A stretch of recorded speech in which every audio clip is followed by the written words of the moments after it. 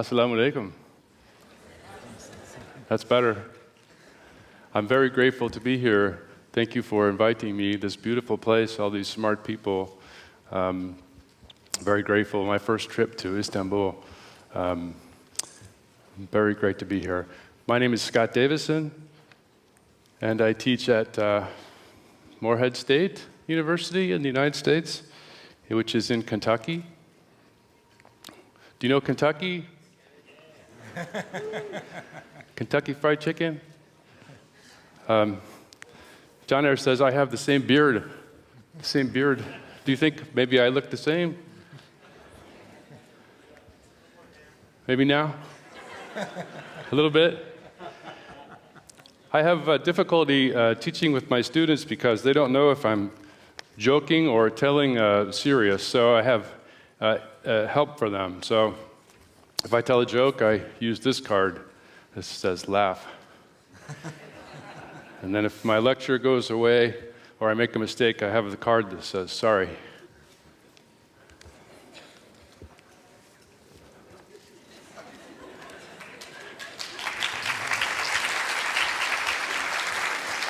Okay, this is going to be okay. Very good. So there are some questions I will talk about today. What is really valuable? Would God create a world like ours, or is our world too evil? What can science tell us about these things? Is the natural world all by itself a valuable thing? These are some of the questions I will talk about. I can't get into every argument that people would like to discuss, but I will try to give an overview of some pictures on these things and try to be helpful, and maybe we can have some more conversation if you like. And always, you may email me if you want to discuss more, okay?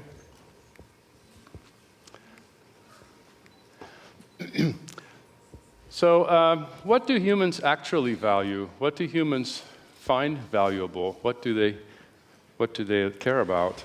This is a question that science can answer. We can study people to discover what they actually value, right? A different question is, what should humans value? What is objectively valuable or good? This is a different kind of question altogether. And it seems to me that science cannot answer this question. Science can answer related questions, questions in the neighborhood, but not exactly the question of what should we value. It can tell us what we do value, but not what we should value. What would God value? This, I think, is a different kind of question. And I think this is a question we need to ask if we want to discover or explore the problem of evil. The problem of evil, of course, is an argument against the existence of God, probably the strongest argument against the existence of God. So if we want to explore this, we need to have some idea about what God would value. What things do humans actually value? I will mention just a few things here because they are familiar to you, because you are all humans. So, for instance, we value the needs of other humans, especially the ones in our group. We are different from, say, snakes, where they are born self-sufficient, they don't rely on each other, they don't need to learn, they go. They're born and they go. Humans are different. We need each other, right? On the plane from New York to Istanbul, there was a baby crying. And scientists tell us there are at least 3 different ways that babies cry. Do you know this? So one way is the normal way. The baby cries a little bit, and then pause, and then cry some more. Sorry.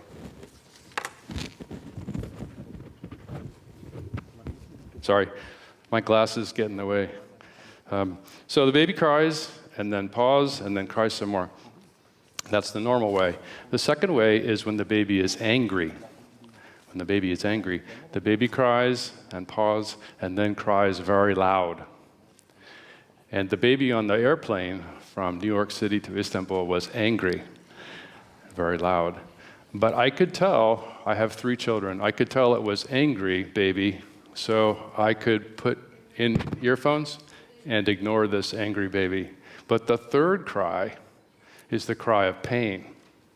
And when the baby cries with pain, the baby cries and then stops and holds its breath. And there's a long pause. And then baby cries really loud. And human beings cannot ignore the cry of the baby in pain. So if on the airplane this had been the baby crying in pain, everybody would have been very upset. But it was just the angry baby, so it was fine.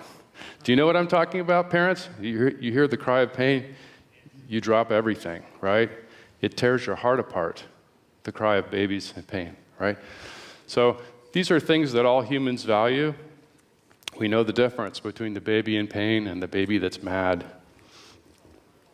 We are always noticing resources like food and water. We see these things.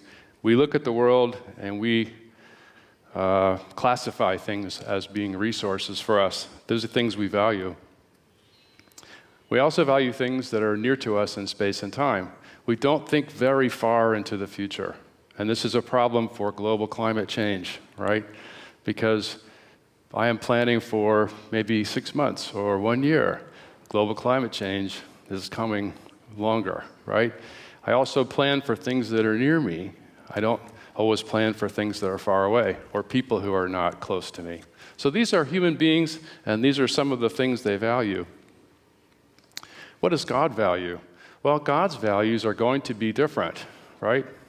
So for instance, instead of valuing the needs of other humans the way we do, the ones that are in our group, I think we should say God values the needs of all creatures. Because God knows the needs of all the creatures, and God creates all the creatures, not just us. So God has a bigger scope of concern than ours. Also, instead of valuing those resources that we value as humans, God values all things of all kinds. But God doesn't need food or air or water the way we do, right? And instead of things that are near in space and time, God knows all of space and all of time, the whole history of the universe, right? So God's perspective on things is quite different. I cannot think when I hear the baby crying in pain.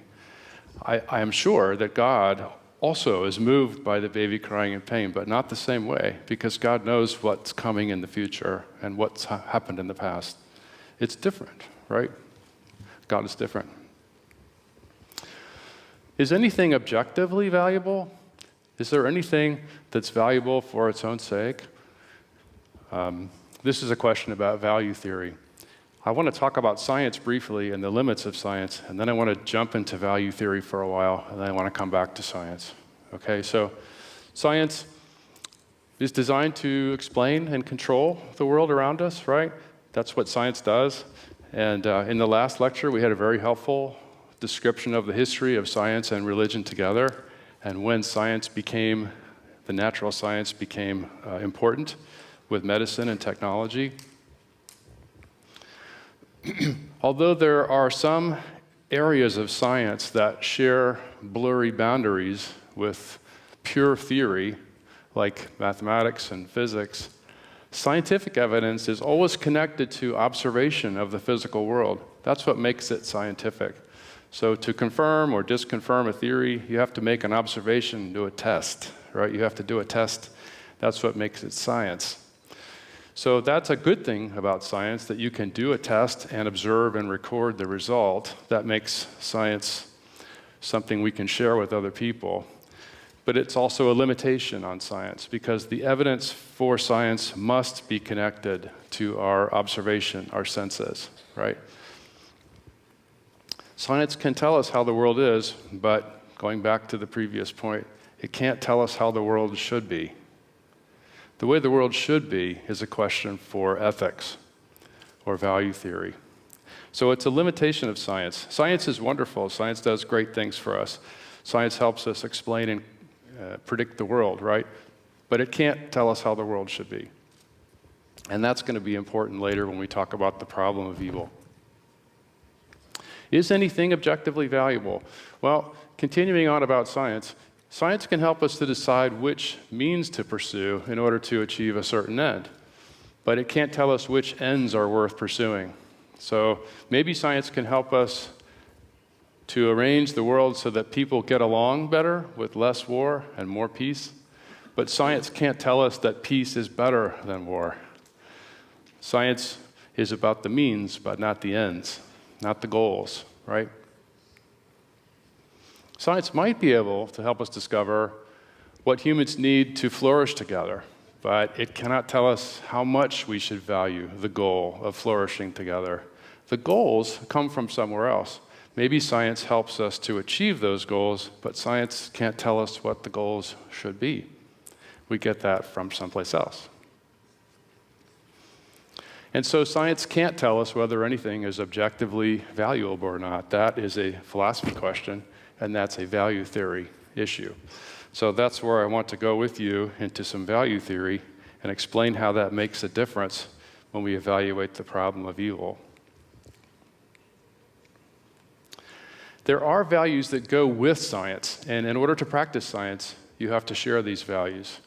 And I think this is important and interesting when you study the way science works. So, for instance, explaining and predicting things is a value that science has. Being rational is a value that science has, right? Weighing the evidence rationally and not emotionally. The value of simplicity in a theory is important. Here's an illustration of simplicity, right? This is the one that works. These other ones don't work.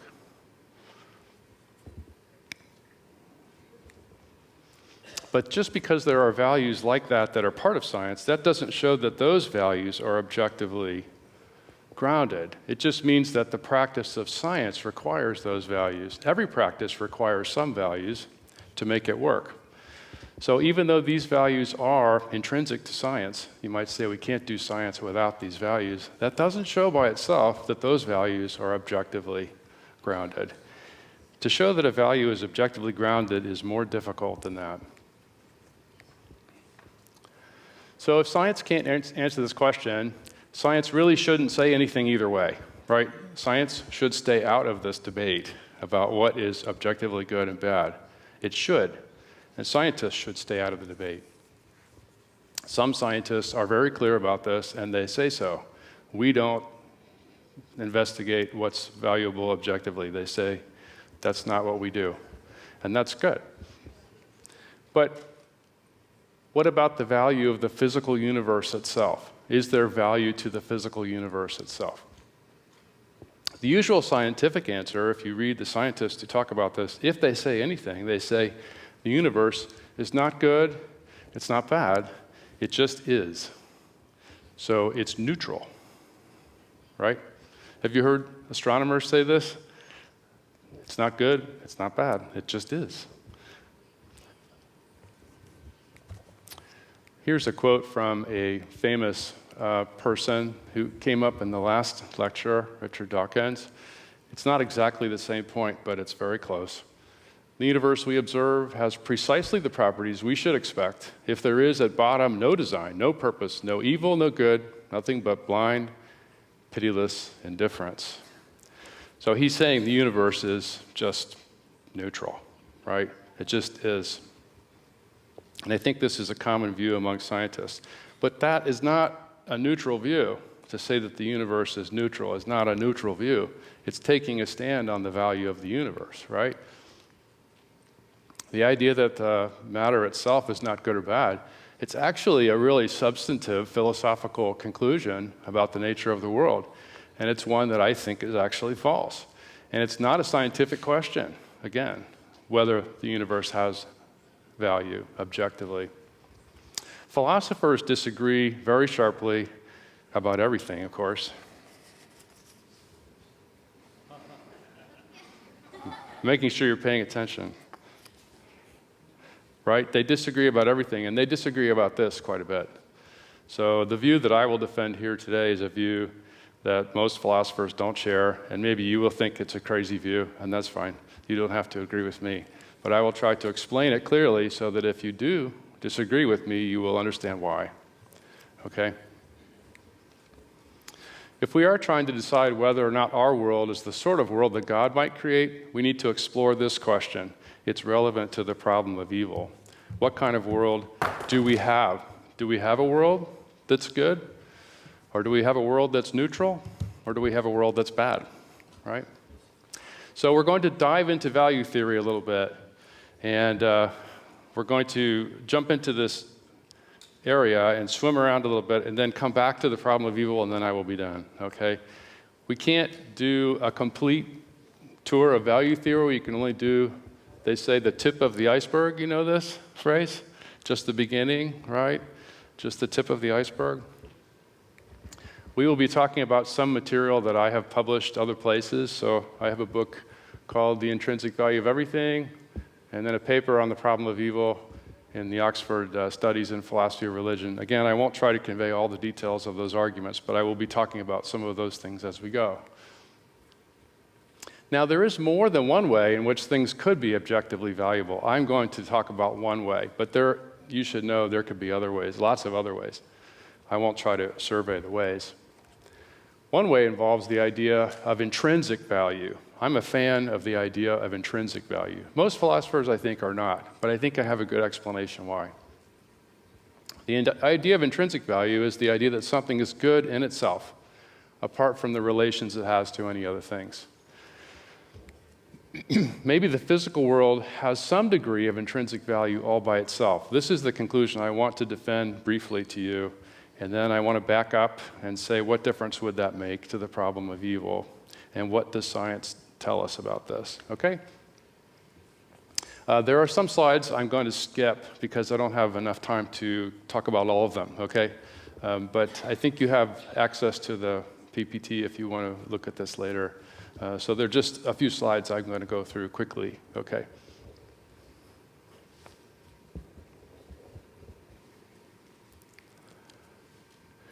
The reason why I think a lot of people are not fans of the idea of intrinsic value has to do with a bit of history.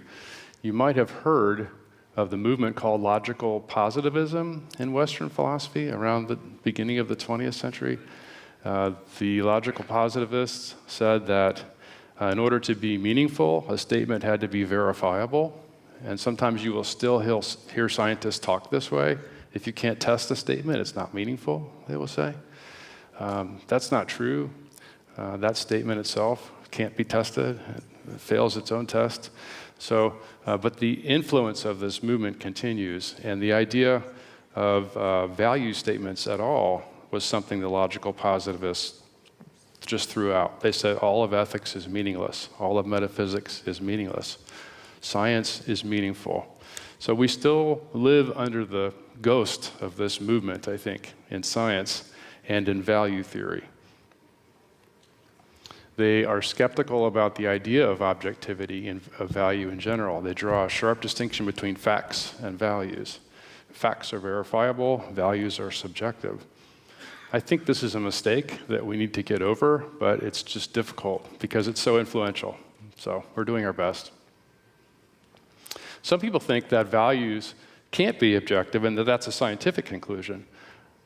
We've already seen that's not right. That's not possible. So I want to explain here the idea of intrinsic value, the way I defend it in my book, and then see if you want to follow me. If I was teaching a class, I would have a little way to do an instant poll to see if you agree with me or not, but I don't. My software only counts like 20 votes, so it's not enough.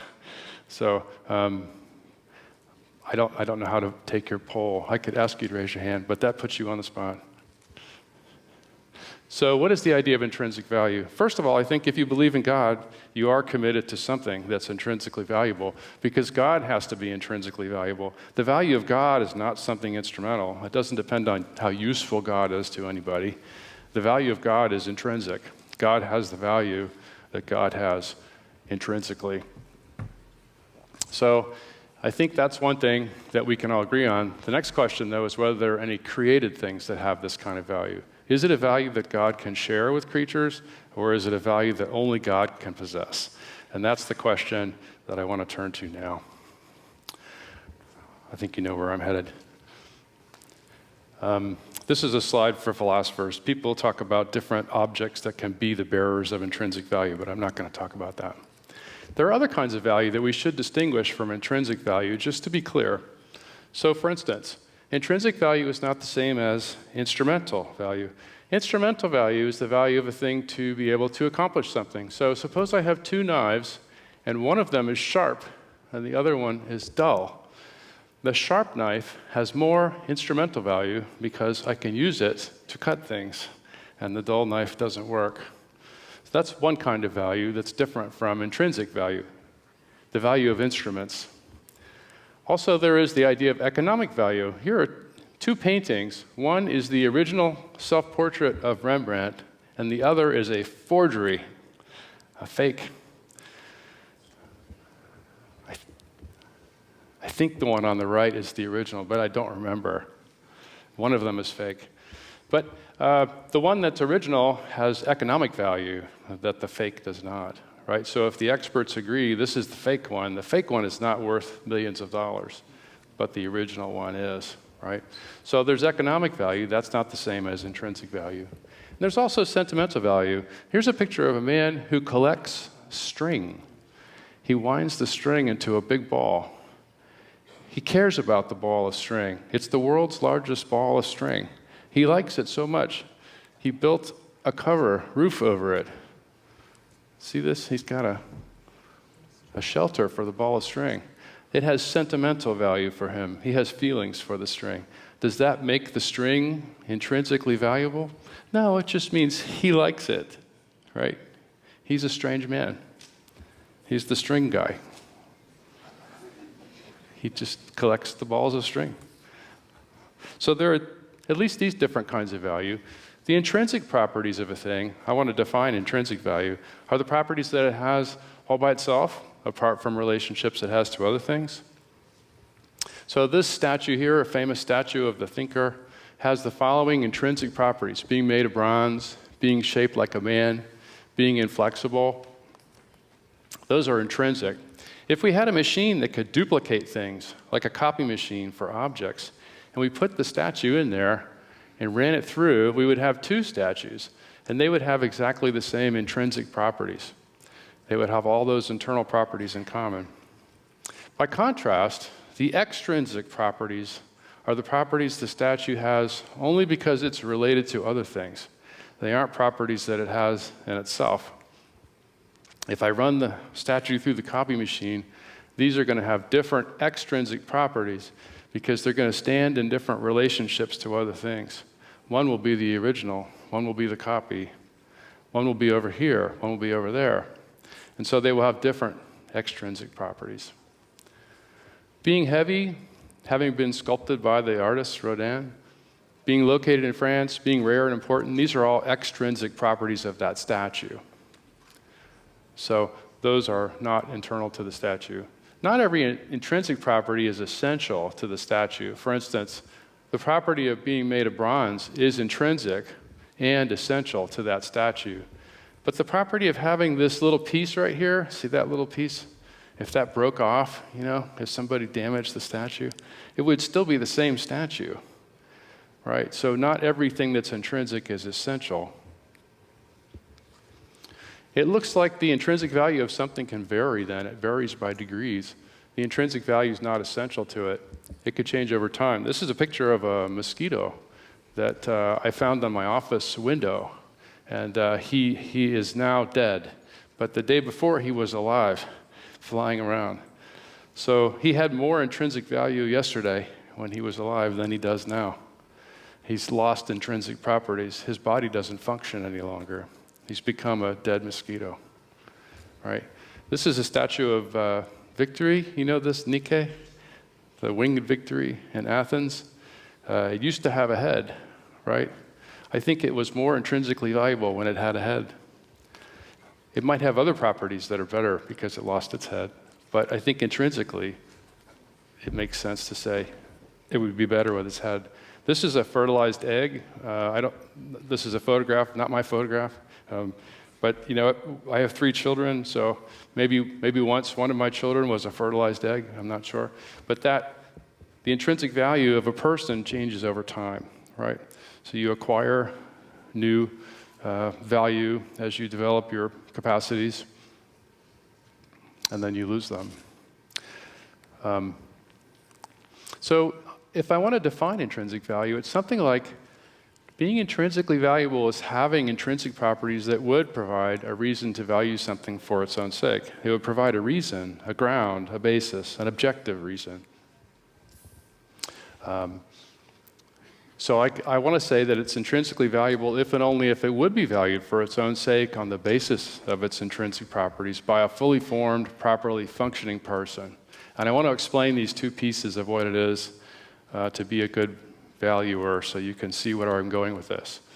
So for instance, a fully informed person knows all the relevant facts. This is not something that an actual person ever achieves, but we only approximate it. We get closer and closer to being fully informed. We are never fully informed. God would be fully informed. A properly functioning person has a history of proper training in value, a history of proper reflection on value, a properly disinterested stance regarding the object, so they're not invested personally, and so on. That's a normative idea that people only approximate.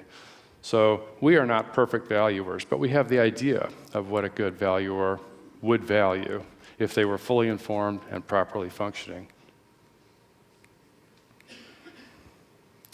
Now, I can't prove that intrinsic value exists. I've just defined it for you. So don't take my word for it. You don't have to believe me. I'm just telling you what it is. Now, the next question is there anything like that in the world besides God? You can't prove that that exists, but you can't prove that it doesn't either. It's not something you can prove. It's a philosophy problem. It's a value theory problem. The best you can do is to consider the alternative pictures and decide where the evidence points. It's like science in that we're weighing theories and trying to see where the evidence leads us. So let me consider with you the three possibilities that I think we should really look at carefully. Maybe nothing has intrinsic value at all except for God. I think this is the common scientific assumption. And again, this is not a scientific conclusion, but they still have a view about this. I think that's the most common view. The second idea would be that some things have intrinsic value, but other things don't. You see this little glow around the cactus? That's the cactus has intrinsic value. The third possibility is that everything that exists has some kind of intrinsic value, including the cactus and the rock and everything else. I want to compare these pictures a little bit and talk about the evidence. I'm just summarizing the case here, and then I'll jump out of value theory, and I'll see if you agree with me. I could be a little more precise in my description of the options. So here, if I've created a graph, this is the idea that nothing has any intrinsic value at all. The second possibility is that everything has intrinsic value to the highest degree possible. So every little point on the graph is saturated with that blue color, which would be intrinsic value. Maybe the third possibility, some things are intrinsically valuable, but other things are not. And so you would have the second picture with the cactus, but not the rest, right? Or the one I like best, everything that exists has some intrinsic value, no matter how small. So it fades down to nothing when you reach non-existence. That's the view I think is the best one. I'm just going to gesture at why I think that's the best one. I do think this is a very simple view, the idea that nothing else has intrinsic value besides God. I think it's very simple. It treats everything the same. It's clean. I like it. I think it's the best alternative, but I don't believe it, and here's why. Let me give you an argument. Suppose you had a machine, we already have machines like this, a machine that's called a destroyer. And the destroyer takes something like an apple and it squashes it into bits. This is like a trash compactor, right? Now suppose you have a different kind of machine that's called an annihilation machine. And what this does is it makes the object disappear completely, so none of its parts exist at all. It's completely gone. How could we do this, you might say? Well, I don't know. Maybe we could use antimatter. I don't know. I'm not a scientist. It's just a hypothetical machine. But maybe we could imagine what this would be like, right? So something is completely annihilated. Well, what would a fully informed, properly functioning valuer say about the accidental annihilation of a human person? Suppose a human person climbed into the annihilation machine and it was activated by mistake and the person disappeared. This is a picture of my daughter. when she was about 4 years old. She has a lot of style, flair at this age. Now, not so much. She's a teenager now. It's okay, you can laugh. She would laugh. She would laugh with you. It's okay. Don't feel bad. It's okay. So what if my daughter climbed into the machine and then she was annihilated? How should we feel about that? Well, there's all kinds of values at stake here. So I have sentimental value because it's my daughter, right? Sentimental value. Maybe there's economic and instrumental value, but is there intrinsic value too? Does the universe lose something of intrinsic value when a human being is annihilated? I want to say yes. It's bad. It's bad if a human person is annihilated. And it doesn't have to be my daughter. It could be a total stranger. I just have a picture of her. Here's a philosopher who thinks that a human being is a pretty magnificent kind of machine. But his point is that a human being has intrinsic value. You know, it's the kind of thing that we want there to be in the world, not to be gone. So if you imagine this fully informed, properly functioning valuer, what would they think about the difference between before and after in this difference in the way the world is? I think that the valuer would say that we've lost something of value here. We've lost a human being, and that's bad. And it's intrinsically bad. So we've lost something of intrinsic value. That seems like the natural thing to me to say. You don't have to say that, but it seems like a natural thing to say.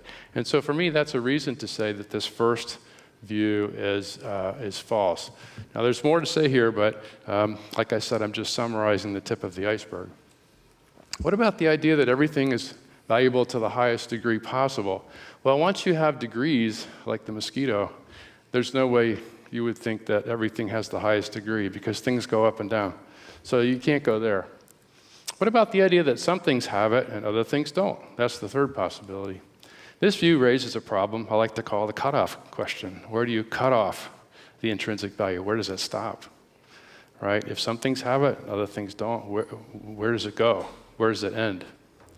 And I think this is a really hard problem, and you can see a lot of philosophers have tried to answer this question through history. There's one article that goes through 33 attempts to try to do this, and they all fail, and they fail badly. It's like there's no good account here. And I won't go through all these possibilities. You'll recognize some of these philosophers. I won't read these slides, but here are some famous attempts to say what distinguishes humans having intrinsic value or having moral considerability from everything else in the universe. You know, here's Kant, and then some other philosophers, Tom Regan, Goodpaster, Taylor, Peter Singer. The reason why I think they're all wrong is a different argument that involves the annihilation machine. Let me go back to that, and instead of my daughter in the machine, let's suppose we just have a rock. So everybody knows rocks. Everybody sees rocks all the time. They're everywhere, sometimes too many of them. Sometimes we need more of them. Suppose we lost a rock in the annihilation machine. Now, I think you should say, so what?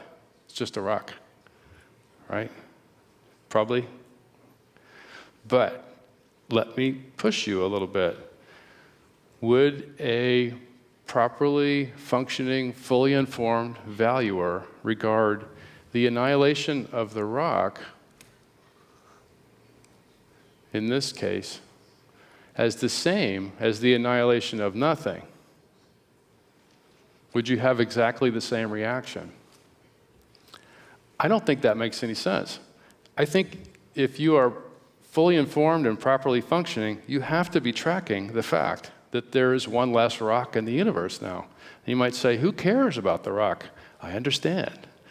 I'm not asking about sentimental value. I'm asking about what's changed in the universe. And there's one less rock. You might say, who cares? It's just a rock. We have so many rocks all over the universe. It's true. But do you see why it's strange to me to say you would treat these two cases as the same, as identical? Because they're not the same. In one case, something is lost. In another case, nothing is lost. So I still think this is a problem for the idea. If you can't find the cutoff, You can't explain why some things have intrinsic value, other things don't. Something is better than nothing. That's what this argument is called. Something is better than nothing. So the cutoff question, we can't answer it so far. Maybe some philosopher someday can answer the cutoff question. Here are some pictures from my book that are supposed to illustrate the cutoff question. If you imagine that things have intrinsic value and then somewhere between plants and animals, they just stop having that all at once. It goes from something to nothing. Do you see how weird that curve is? It cries out for explanation. What is the feature that things have on one side that they don't have on the other? It's got to be intrinsic properties. They can't vary by degree. What could they be? We can't find them. So it seems like it's really hard to solve this problem. And for that to me is just a big reason to object to that picture. The alternative has a smooth curve that goes from something having intrinsic value all the way to nothing. And in my book, I argue that it goes all the way up on this side to God, because God has the most intrinsic value possible. So we call this a challenge argument when we say philosophers haven't been able to do this for a long time, so maybe they can't. Like they try and they try and they try, and it doesn't work.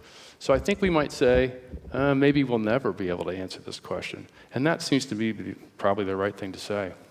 So that leaves us with the last view, and I think that's the best view. What does that tell us about the natural world if everything that exists has some degree of intrinsic value, even a rock? What if it has a tiny, tiny, tiny little bit? What does that mean? Well, what kind of world do we live in? If physical objects have some degree of intrinsic value, the physical universe as a whole has an awful lot of it because there's so much. The physical universe is so big, it's just huge.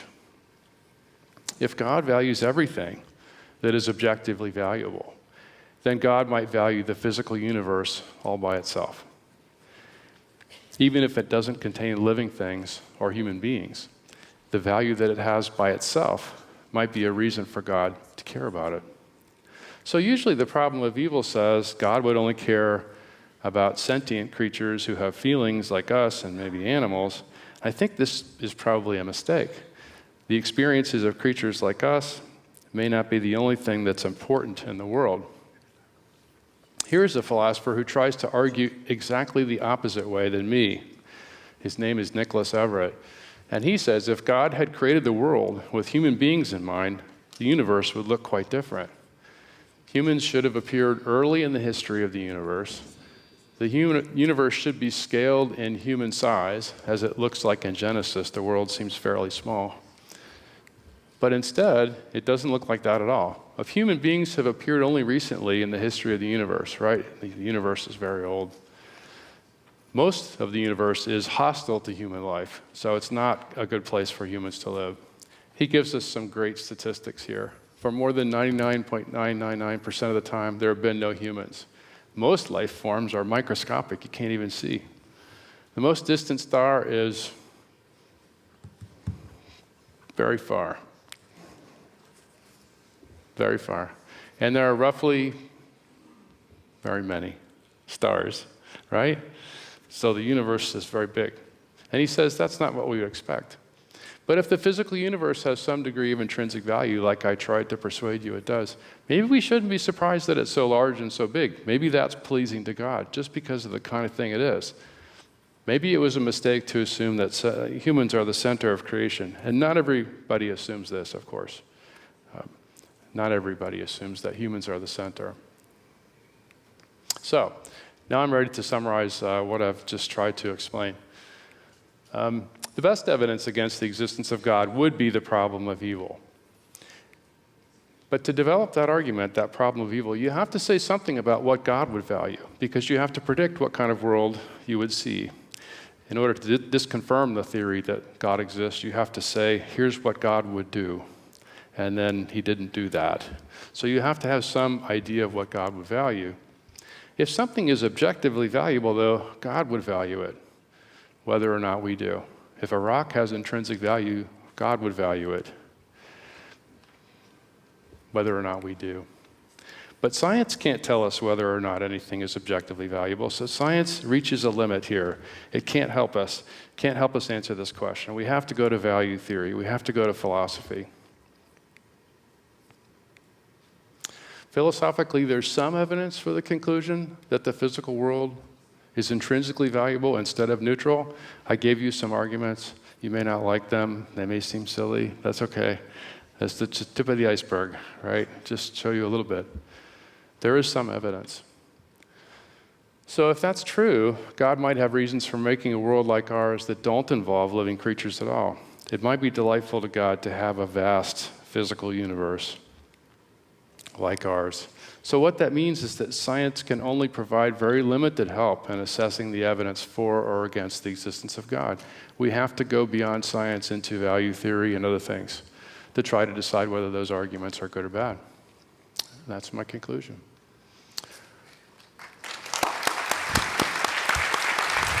Oh, no, wait. No, that's not right. Not written by ChatGPT. Okay. Oh, sorry. No, that's not supposed to be there either. Sorry about that. No. The program is taking over. Sorry about that. Not supposed to have that either. Yeah. Teşekkürler. I would like to say thank you very much to Professor Scott Davison for his presentation. And now we can get the questions in 5 minutes. Beni duyuyor musunuz? Tekrardan öncelikle sunumunuz için çok teşekkür ediyorum burada herkes adına. Ben şöyle bir şey sormak istiyorum.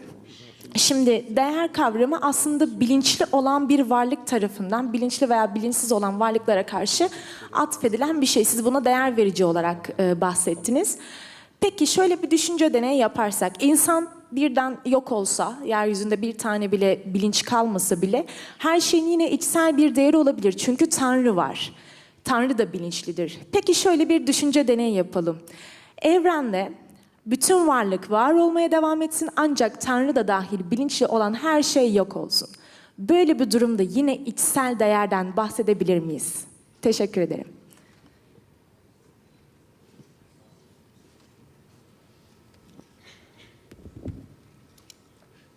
The very last part.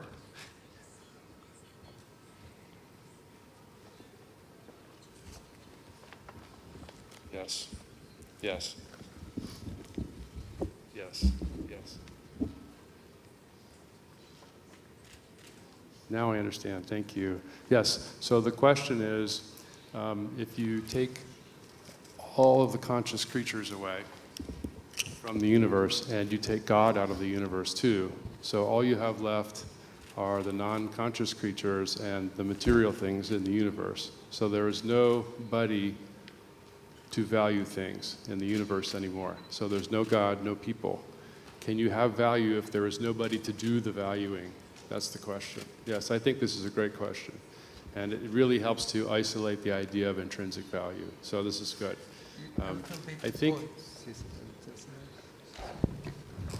Maybe we cannot hear you. Oh, sorry. Better? Sorry. Can you hear me now? Okay. So the question is, can you have value if you don't have anything to value it? So if you don't have God or human persons or other conscious creatures, can you have even intrinsic value in that case? I think yes, the answer is yes. Nobody knows that there is that value, but it is there. And we have other features that are like this in the universe, things that are there, but people don't know that they are there because they don't have the right detection.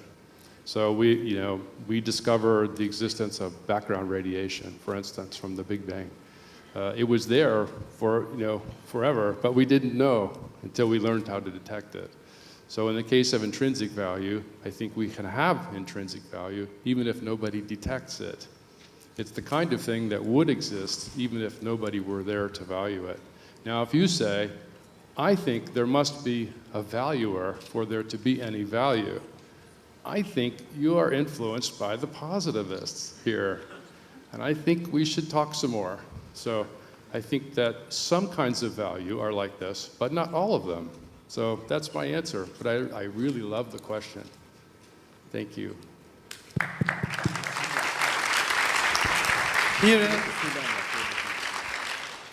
Şimdi tabii sunumlarımızı 45 dakika içerisinde bitiriyoruz. Hani zamana yetiştirebilmek adına. O yüzden belki son bir soru daha alacağım. Ondan sonra diğer sunuma geçeceğiz.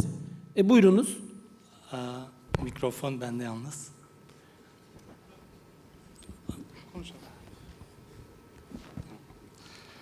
Geliyor mu mikrofon? Getiriyor Evet, musunuz? ben de. Ha, tamam. So, thank you for your presentation. I want to ask you about, at the beginning of your presentation, you talk about God value everything in the universe.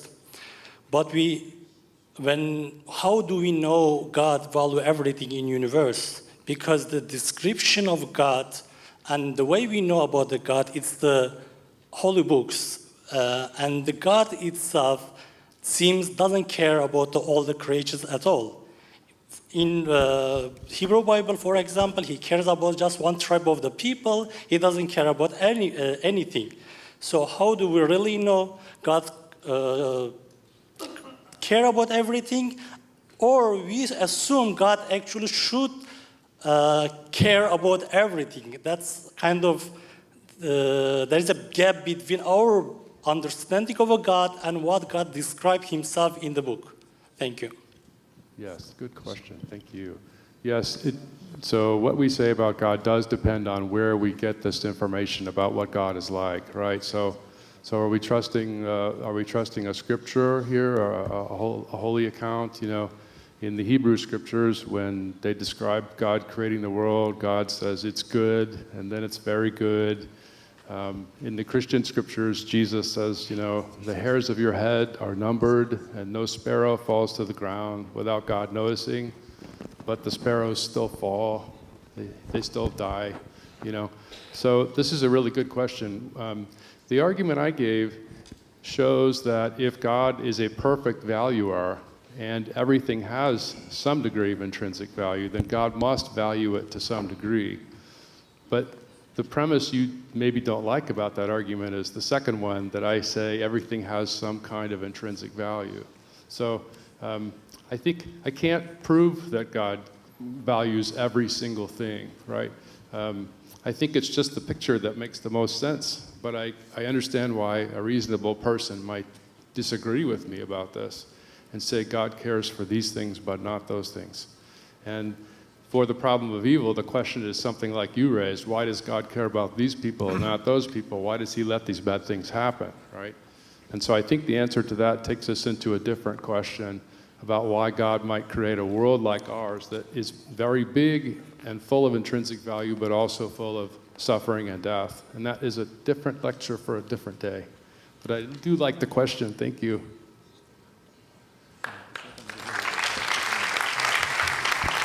Thank you. Thank you very much.